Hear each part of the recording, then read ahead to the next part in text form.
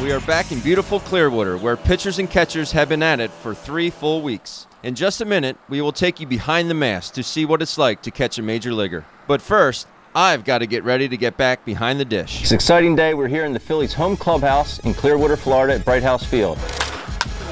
Before I catch Joe Blanton today, I wanted to walk you through a little bit about the gear that we put on.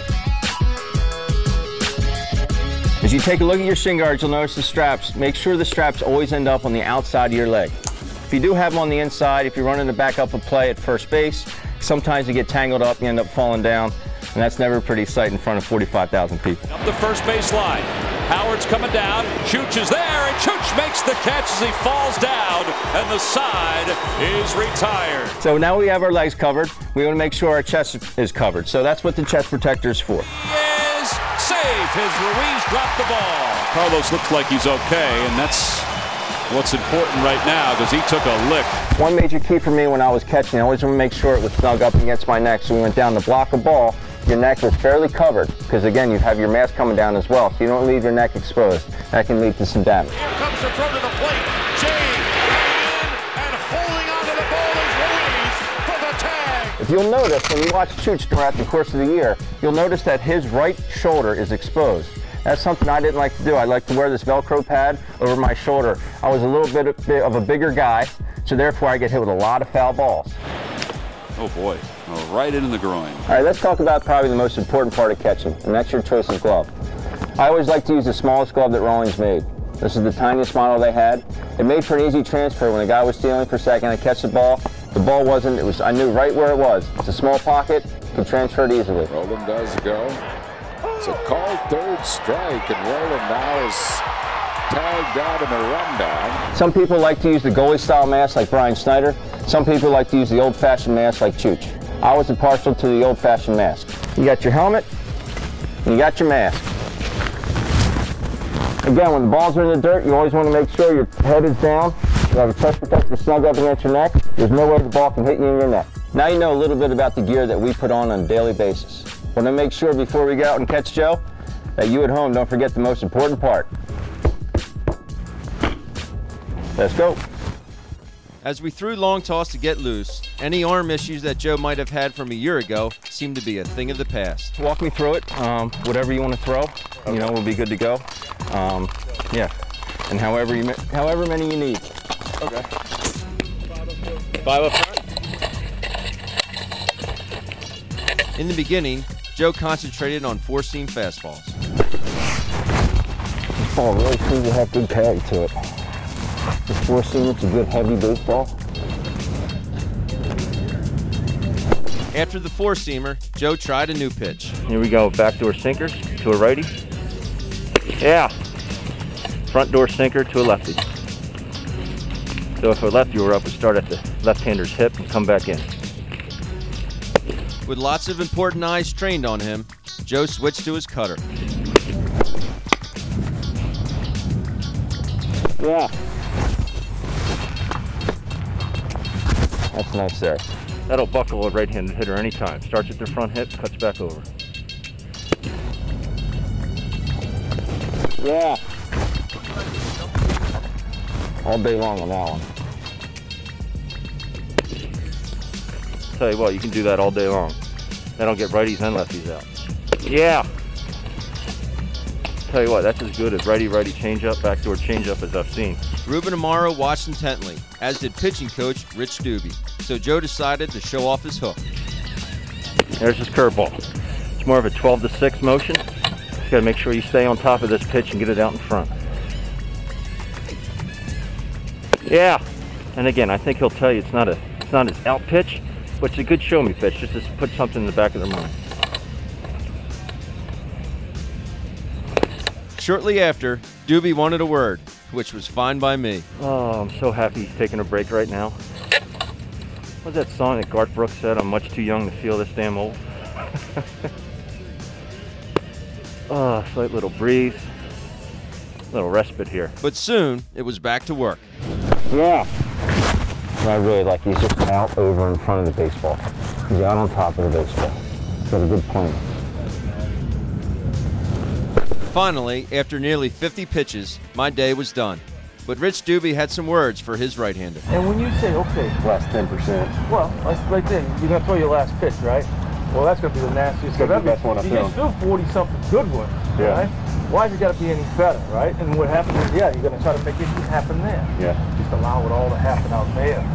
No, you can't have any better stuff than that. And angled and commanded. What more do you need? As good as it gets right there. It's not bad. It's all right. Early in spring, I'll take that. Hey, I tell you what, everything is downhill. You know, I think I may have counted maybe 4 pitches you missed off. Yeah. I mean, that's as good as it can get. I mean, it's been a while for him to be catching, but I tell you what, I mean, just from looking at it from my naked eye, I mean, it looked outstanding. You know, everything was down. Real good life on your sinker. Thank you. Both sides. So, outstanding. Way to go. Still got the good hands, huh? They don't go anywhere. I don't know about that. It's fun, though. It's fun being back here, at least for a day or two, you know? Joe's much appreciated compliments aside, I had plenty to discuss with the Phillies right-hander at the end of this throwing session. All right, Joe, we just finished the bullpen. I tell you what, it's been a while since I've been behind the plate catching a big leaguer. But this early in spring, this early in the morning, you got to be very happy with that bullpen. I saw some great things out of you today. I'm really pleased with this. Like you said, especially this early in the morning, it's hard to get going sometimes, but I was really pleased with my angle day. Movement on my pitches was good for the most part. Struggled with my backdoor cutter a little bit. It's kind of flying off of it a little bit today, but you know, for the majority of the pitches, I felt like they were coming off my fingers nice. Yeah, and I noticed that right away when we were playing long toss. You had tremendous carry, great backspin. The ball was coming through me as opposed to just to me, and that's something I really noticed right away. For me last couple of years, I've noticed that, and this is something that you and I talked about immediately afterwards. Sometimes you get rushy. You rush out in front, and then the only thing that's remaining is your arm. You get a little jumpy, and I think that's why you sometimes have a tendency to elevate the baseball. What I saw today, it seemed like you're out over in front of your front leg. You're getting a good release point. Everything was down. I mean, I said you probably only missed maybe 4 pitches that were up in the zone. How did you feel working down in the zone? Felt a lot better. You know, like we said earlier, I worked on a lot of hip flexibility this winter, and I think my hips being more loose allows me to get out front easier and more natural. Where before I may have been a little tighter and I almost had to kind of fight to get out there. Now it's an easier motion for my hips to move, get my body out front, which in turn is making my arm work out front, and I carry it through out there with my long toss. And you know, it allows when your body gets out front, your arm gets out front, you get that nice carry and results to the mound when you start throwing two seam. You get that late life like we talked about. And you had that good quick arm. What was one thing that Doobie kept instilling in you today? Trying not to do too much. I mean, that's a killer for me. I'll throw first pitch backdoor sinker to righty and it'll be right there on the black, and I always try to do more, instead of saying, well, just throw another one right there on the black. You know, a pitch on the knees at the black is a pitch on the knees at the black. It's hard to get much better than that, and I'll try to make it better, and then that's when mechanically I fly open, start throwing the ball behind me. That's when it elevates, gets flat, runs across, and instead of staying within myself and just making quality pitches after quality pitches instead of trying to get better and better with every pitch. Yeah, and then you consistently threw good pitches with all of your pitches. I mean, the 4-seamer, like I said, had good carry down through me. The one pitch that really I really liked catching was your cutter. You know, when you watch it on television, sometimes you think, well, you know, what pitch was that? And now I realize that you get that slight movement, and the best thing about it was late. And that's what you want, especially against lefties. You know, that'll eliminate your sinker, you know, to keep them from diving out over the plate. So do you think that's something that you'll continue to work on? I think it is, and I think I just halfway got lucky today. It's been the worst pitch by far for me spring. All of a sudden the camera's on, it's good. Yeah. It came out of hiding today, but I worked on it a little bit in my last time I threw. I was really flying on my front side with it, and you know, when it gets that big spin, makes it a backup cutter, and that's not very good into lefties. That's going to turn middle, and that's going to get hit a long way. So I tried staying closed on it more and getting good movement out of it, and I was able to do that today. Well, just keep doing what you're doing. It's a pleasure. I really appreciate it, and best of luck this season. Thank you. Of course, all of this pitching is done under the watchful eye of Rich Doobie.